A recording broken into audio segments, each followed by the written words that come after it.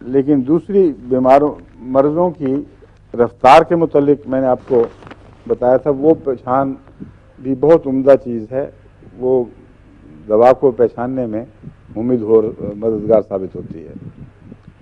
بعض امراض تیزی سے آتی ہیں اور تیزی سے چلی جاتی ہیں یا مار جائیں گی آدمی کو، بعض آہستہ آہستہ بڑھتی ہیں اور بڑھتے بڑھتے ایسی مزمن شکل اختیار کر جاتی ہیں کہ بعض دفعہ 10-20 سال مریض جیے گا، انہی مرضوں کے ساتھ جیے گا۔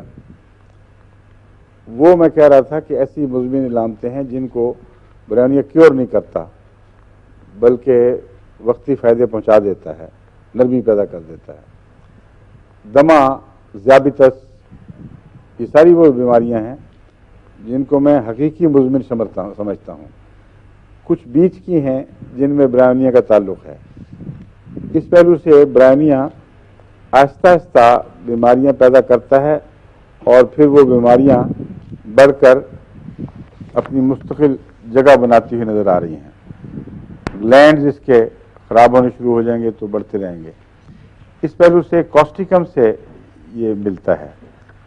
کوسٹیکم میں بھی رفتار آہستہ ہے لیکن مسلسل خرابی کی طرف مائل، اور رفتہ رفتہ وہ جو جن جگہوں میں جن اعضاء میں یہ بیماریاں اثر دکھا جائیں وہ پھر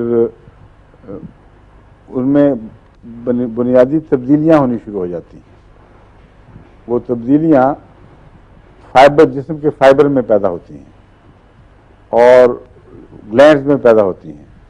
گلینڈز انڈیوریٹ ہو جاتے ہیں، یعنی ان کے اندر مادے بیٹھ بیٹھ کر وہ وقتی طور پر پھولتے نہیں ہیں جو پھر ٹھیک ہوئے تو ہٹ گئے، واپس اپنے اصل سائز پہ آ گئے، وہ مستقل بڑے ہونے شروع ہو جاتے ہیں اور گٹھلیاں بن جاتے ہیں۔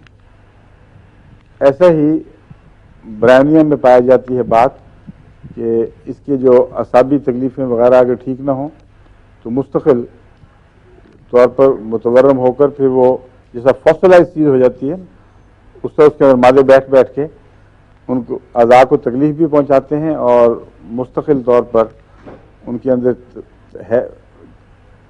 حیاتی تبدیلیاں پیدا کر دیتے ہیں۔